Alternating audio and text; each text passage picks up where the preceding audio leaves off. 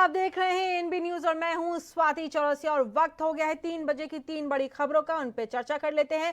पंजाब में किसान कानूनों का मामला तूल पकड़ रहा है। इसी के चलते पंजाब सरकार ने विशेष सत्र बुलाया है, जिसमें दूसरे दिन केंद्र सरकार के तीनों कानूनों के खिलाफ विधेयक पेश किए गए और नए कानून भी पेश किए गए। इसके अलावा मध्य प्रदेश में उपचुनाव है। सभी दल अपने उम्मीदवारों के लिए प्रचार कर रहे हैं और कुछ नेताओं की जुबान भी फिसल रही है। पूर्व सीएम कमलनाथ के बाद मंत्री बिसाहू लाल की जुबान भी फिसल गई है। वहीं बंगाल में फिर से सीए यानी कि नागरिकता कानून की चिंगारी भड़क रही है। जेपी नड्डा ने कहा जल्द लागू करेंगे सीए, तो वहीं उनके इस बयान पर टीएमसी सांसद ने पलटवार भी किया है।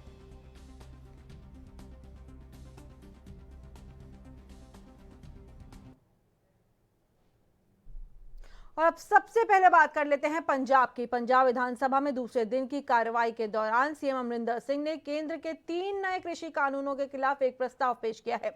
नए कृषि कानूनों के खिलाफ बुलाए विशेष विधानसभा सत्र के दूसरे दिन मुख्यमंत्री ने 3 विधेयक भी पेश किए हैं, जिसमें किसानों को उत्पादन सुविधा अधिनियम में संशोधन, आवश्यक वस्तु अधिनियम में संशोधन, किसानों के समझौते और कृषि सेवा अधिनियम में संशोधन शामिल है।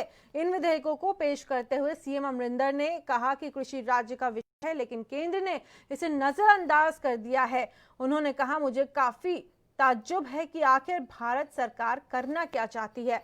आपको बता दें कि केंद्र सरकार के कानूनों का लगातार पंजाब और हरियाणा में विरोध चल रहा है।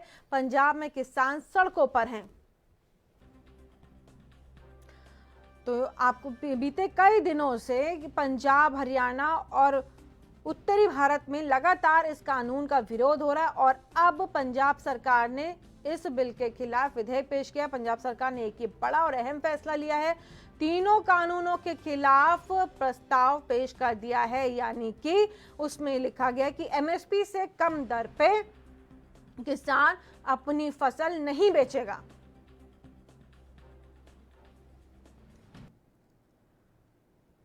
और इसी खबर पर ज्यादा जानकारी के लिए हमारे संवाददाता विनीत कपूर हमारे साथ लाइव जुड़ चुके हैं। विनीत, बड़ा फैसला अमरिंदर सरकार का। विनीत। बिल्कुल, देखिए सीधे तौर पर कैप्टन सरकार की बात करें तो जिस तरह से 2 दिन का विशेष सत्र जो है वो कैप्टन सरकार की तरफ से बुलाया गया था केंद्रीय खेतीबाड़ी कानूनों के विरोध में। सीधे तौर पर पंजाब की कैप्टन सरकार जो है वो केंद्रीय खेतीबाड़ी कानूनों के विरोध में एक्ट जो है वो विधानसभा के पटल पर रखना चाहती थी और इसी को लेकर आज जिस तरह से सेशन की कार्रवाई शुरू हुई, हालांकि पहले दिन की जो कार्रवाई शुरू हुई थी उसमें किसानों के मसले पर चर्चा नहीं हुई थी, केंद्रीय खेतीबाड़ी कानूनों के मसले पर चर्चा नहीं हुई थी। लेकिन आज जैसे ही सेशन की कार्रवाई शुरू हुई वैसे ही कैप्टन अमरिंदर सिंह का संबोधन होना शुरू हुआ और उस संबोधन में सीधे तौर पर कैप्टन अमरिंदर सिंह 2 ही बातें कहते हुए नजर आए कि वो किसानों के साथ खड़े थे, खड़े हैं और खड़े रहेंगे और किसानों के साथ अगर कोई भी गलत करने की कोशिश करेगा तो वो उसके खिलाफ सीधे तौर पर इसी तरह से अपनी आवाज़ बुलंद करेंगे जिस तरह से आज कैप्टन सरकार अपनी आवाज़ बुलंद करती हुई नजर आई। और सीधे तौर पर आज जिस तरह से कैप्टन अमरिंदर सिंह ये भी कहते हुए नजर आए अगर किसानी के मसले पर उनको इस्तीफा भी देना पड़ा तो वो उसके लिए भी तैयार हैं। और आज उसके बाद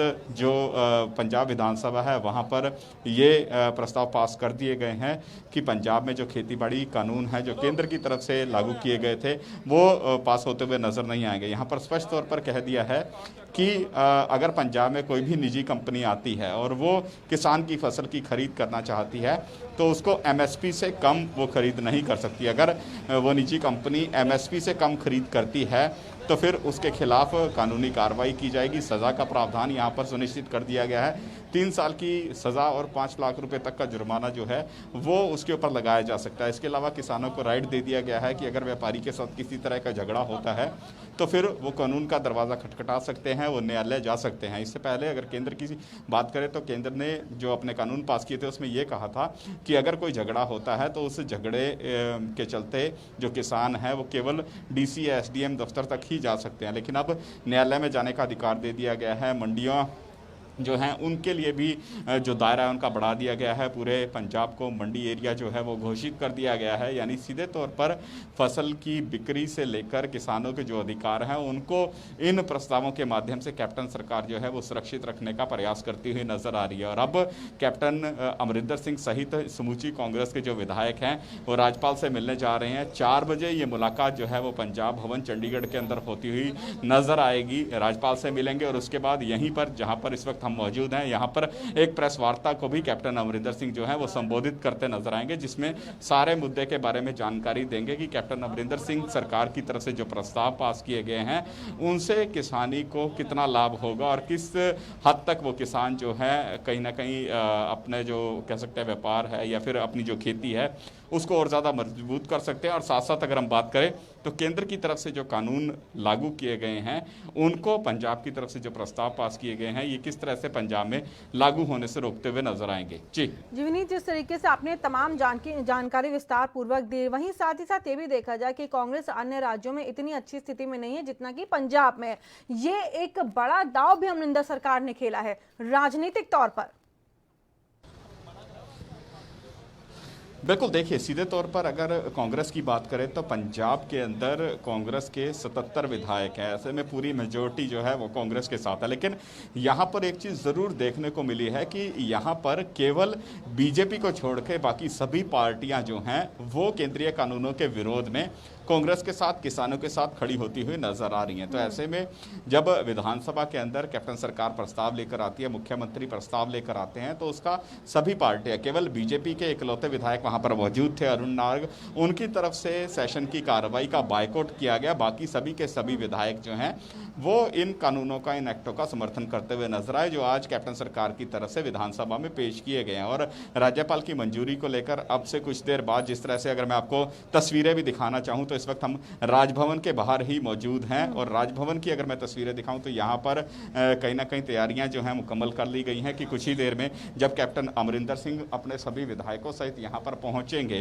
तो पहले राज्यपाल के साथ मुलाकात करेंगे, उनको जानकारी देंगे कि पंजाब विधानसभा के अंदर उनकी तरफ से जो प्रस्ताव पास किए गए हैं वो किस तरह से किसानी को फायदा पहुंचा सकते हैं और केंद्र के जो कानून है वो पंजाब के लिए कितने नुकसानदायक है। तो यहाँ पर उनसे आग्रह किया जाएगा कि आज जो विधेयक पंजाब विधानसभा के अंदर पास हुए हैं उनको जो राज्यपाल हैं वो अपने हस्ताक्षर देकर हरी झंडी देने का काम करें ताकि पंजाब को और पंजाब की किसानी को केंद्रीय कानूनों से बचाया जा सके और सीधे तौर पर जो नए एक्ट लेकर पंजाब सरकार विधानसभा पहुंची है उनके माध्यम से किसानी को फायदा पहुंचाने का काम किया जा सके। जी बहुत बहुत धन्यवाद विनीत इन तमाम जानकारियों के लिए। तो हमारे संवाददाता विनीत कपूर हमारे साथ जुड़े थे तमाम जानकारी देते हुए कि किस तरीके से ये विधेयक अब लाया जाएगा और किसानों को उसका फायदा दिया जाएगा।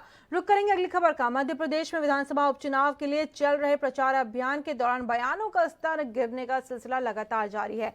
आइटम वाले बयान पर पहले मध्य प्रदेश के पूर्व मुख्यमंत्री कमलनाथ घिरे, जिस पर कैबिनेट मंत्री इमरती देवी फूट फूट करके रो पड़ी। बीजेपी नेताओं ने मौन उपवास किया और सोनिया गांधी से उन्हें पार्टी से निकालने तक की मांग कर डाली।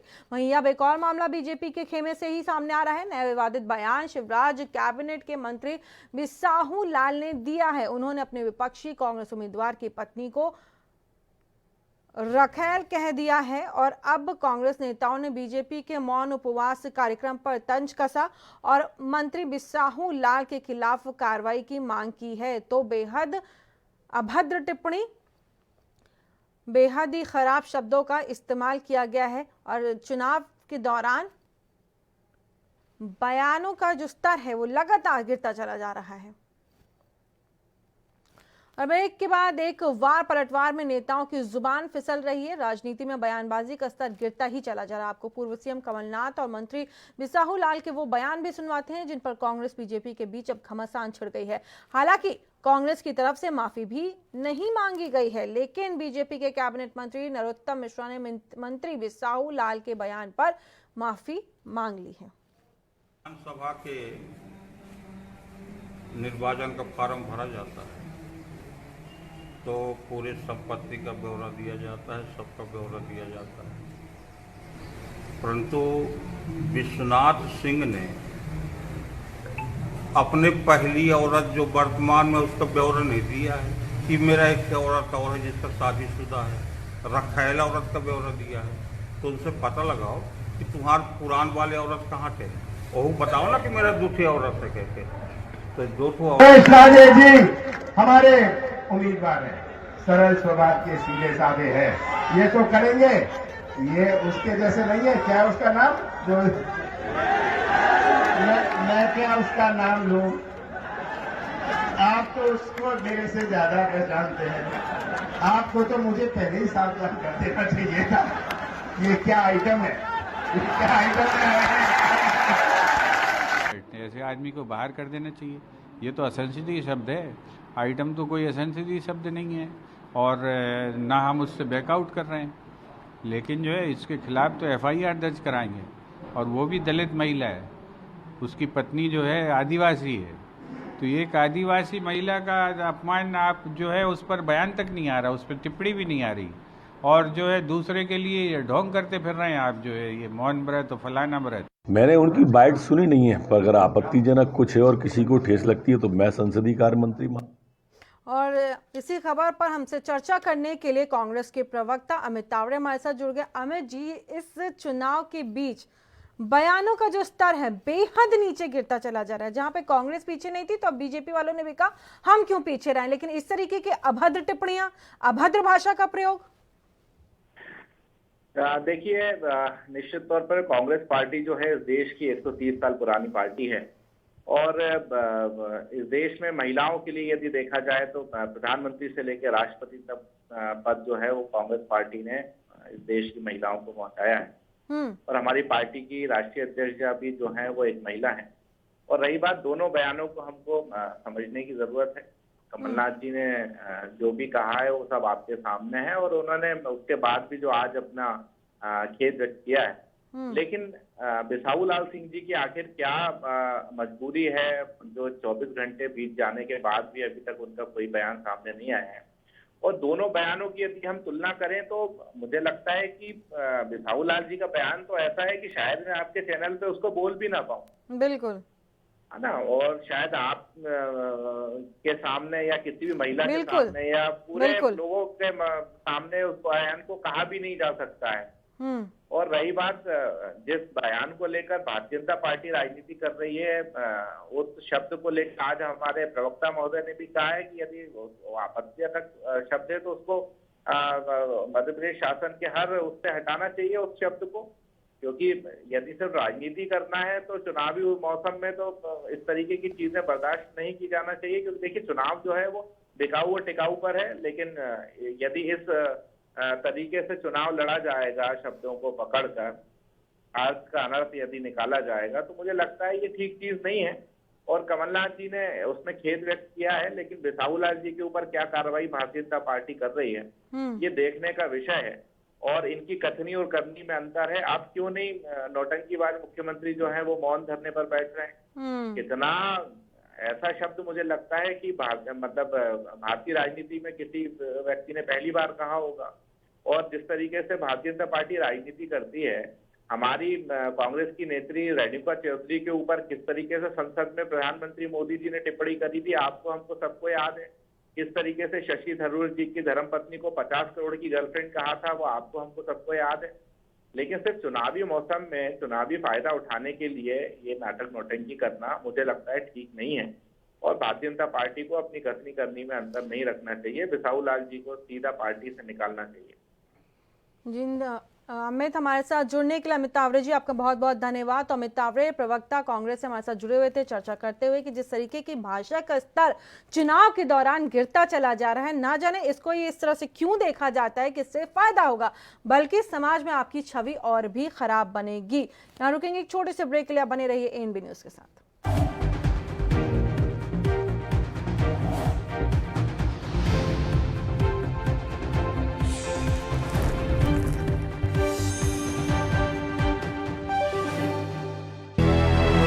लखनऊ से लेकर चंडीगढ़ तक, मुंबई से लेकर रायपुर तक, क्या है राजनीति की हलचल, क्या है समाज का मिजाज। राजधानी लाइव, हमारी नजर, आपका फैसला, हर रोज सुबह 8 बजे सिर्फ एएनबी न्यूज पर। क्या आप दुबले पतले कमजोर हैं, आपकी सेहत नहीं बनती? भूख कम लगती है, वजन नहीं बढ़ता? दरअसल मेन बात खाना पीना खाना नहीं है, मेन बात है खाया पिया लगना। और अगर खाया पिया लगेगा ही नहीं तो सेहत बनेगी कैसे?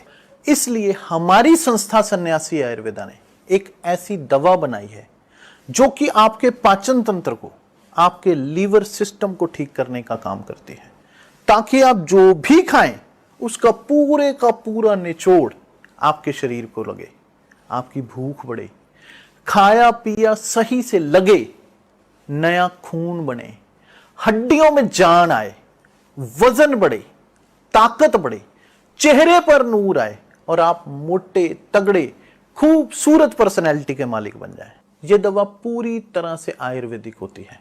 इसका शरीर पर कोई भी साइड इफेक्ट, कोई भी नुकसान या दुष्प्रभाव नहीं होता। लड़के लड़कियां दोनों इसका इस्तेमाल कर सकते हैं और पहले 15 दिन के अंदर ही आपको इसका असर महसूस हो जाएगा। सिर्फ 650 रुपए की पूरे 1 महीने की दवा होती है और आप इसे घर बैठे 01145454545 पर फोन करके दवा मंगवा सकते हैं।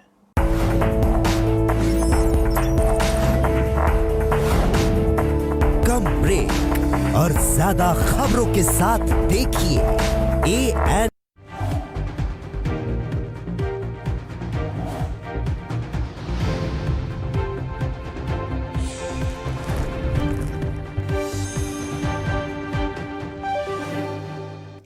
और ब्रेक के बाद एक बार फिर से आप सभी का स्वागत है। पश्चिम बंगाल में सीए यानी नागरिकता संशोधन कानून को लेकर के एक बार फिर से सियासत तेज हो गई है। सत्ताधारी तृणमूल कांग्रेस और भारतीय जनता पार्टी के बीच जंग छिड़ गई है। बीजेपी अध्यक्ष जेपी नड्डा ने सिलीगुड़ी में कहा कि कोरोना महामारी के कारण सीए को लागू करने में देरी हुई है, लेकिन अब जल्द ही ये कानून लागू किया जाएगा। नड्डा के इस बयान पर लोकसभा से टीएमसी के सांसद महुआ मोइत्रा ने पलटवार करते हुए कहा। मोइत्रा ने ट्वीट किया है, जेपी नड्डा कह रहे हैं कि राज्य में जल्द सीए लागू किया जाएगा। बीजेपी सुन ले, हम आपको कागज दिखाने से पहले ही दरवाजा दिखा देंगे। तो ये ट्वीट किया है टीएमसी सांसद ने। राज्य में अगले साल विधानसभा का चुनाव है। चुनाव की तैयारियां अभी से ही शुरू हो चुकी हैं और तमाम राजनीति भी चल रही है। जहां तक सीएए का सवाल है, सिटीजन्स अमेंडमेंट एक्ट, ये सिटीजन्स अमेंडमेंट एक्ट तो पास हो चुका है। आपको सिटीजन्स अमेंडमेंट एक्ट मिलेगा और मिलना तय है।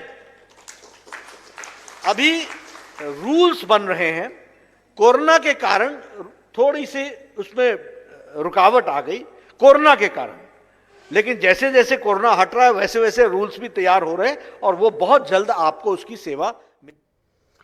और इसी खबर पर चर्चा करने के लिए हमारे साथ सचिन रावत, प्रवक्ता कांग्रेस, हमारे साथ जुड़ गए हैं। सचिन जी, जिस तरीके से बयान दिया जा रहा है, चुनाव बंगाल में होने वाले हैं, अगले साल चुनाव है, उसके मद्देनजर पहले ही सीए को लेकर के जनसभा में बात उठी, उसके ऊपर पलटवार टीएमसी का कि आप कागज तो छोड़िए, आपको हम दरवाजा दिखा देंगे।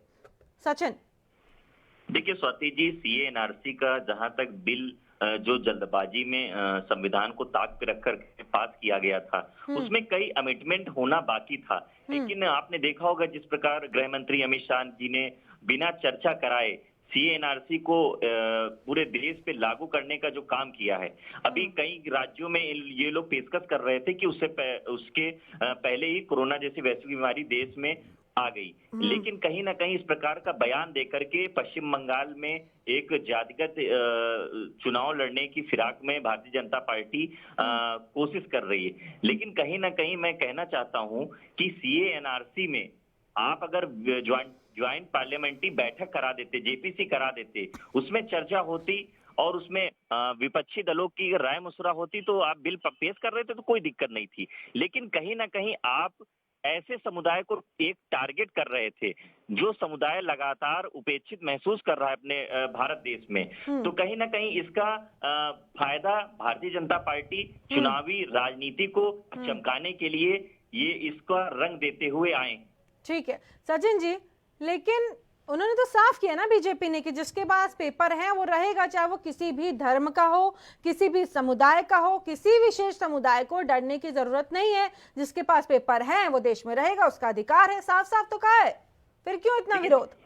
देखिए स्वाति जी, मैं आपको बताऊं, कई दलित समुदाय के, कई आदिवासी समुदाय के, कई पिछड़े समुदाय के वर्ग के लोग हैं जो लगातार, आपने देखा होगा कि अपने घर पे ना रह करके दूसरे राज्यों में जाके अपनी जीवन यापन के लिए कमाई करते हैं। मैं कहना चाहता हूं कि वो जो पिछड़े वर्ग के लोग हैं, वो उनके पास ना तो कोई पेपर होगा, ना उस समय का कोई कागज होगा, तो क्या उनकी बात और उनका राय मशवरा नहीं लिया जाएगा क्या?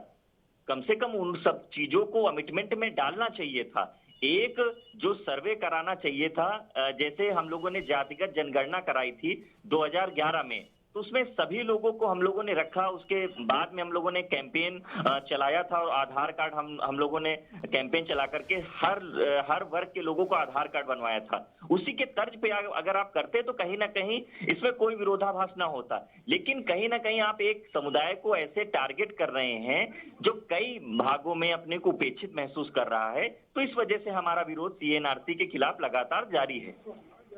सचिन, आप कह रहे हैं कि कई ऐसे लोग हैं जो अपने आप को इस तरह से महसूस कर रहे हैं कि हमें देश से निकाल दिया जाएगा, या ऐसा महसूस कर रहे हैं कि देश में सुरक्षित नहीं है। किन लोगों के बारे में आपकी ये बात है, विस्तार से इसको बताइए। पहली बात तो अन्य राज्यों में जो जाकर के रह रहे हैं, अगर उनके पास भारत की नेशनैलिटी है, तो भारत में वो रहते हैं, उनके पास दस्तावेज हैं, तो उन्हें कोई दिक्कत तो वैसे भी नहीं है ना।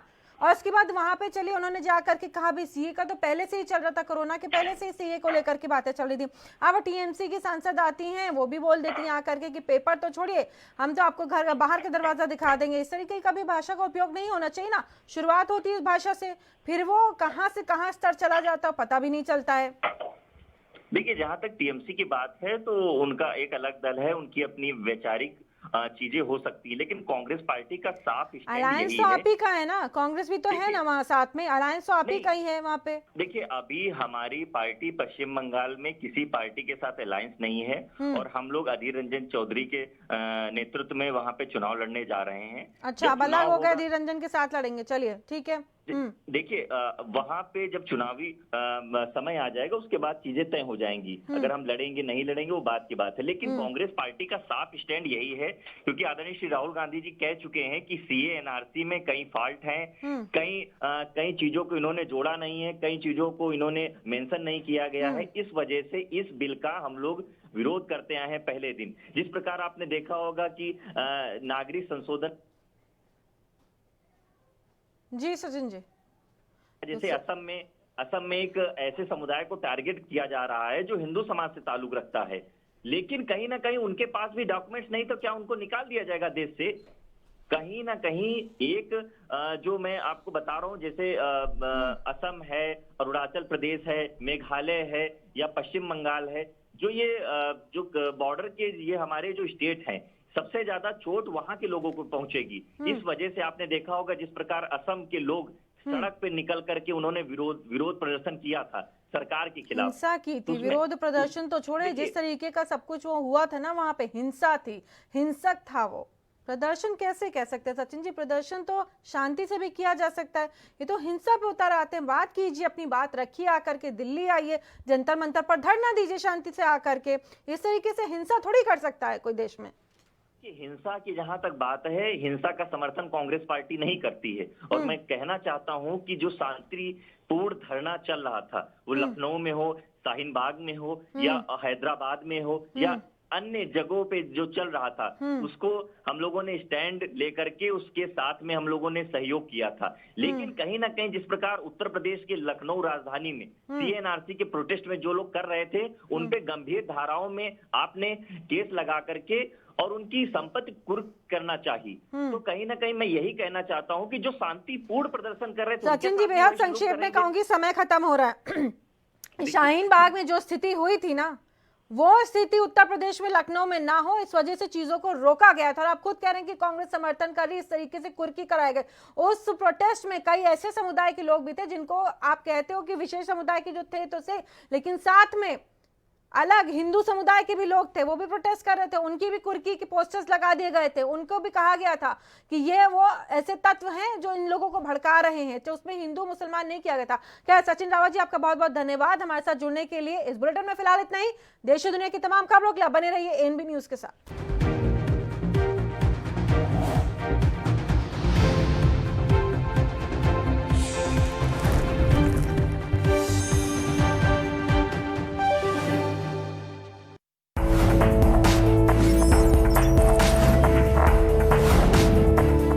ब्रेक और ज्यादा खबरों के साथ देखिए एएनबी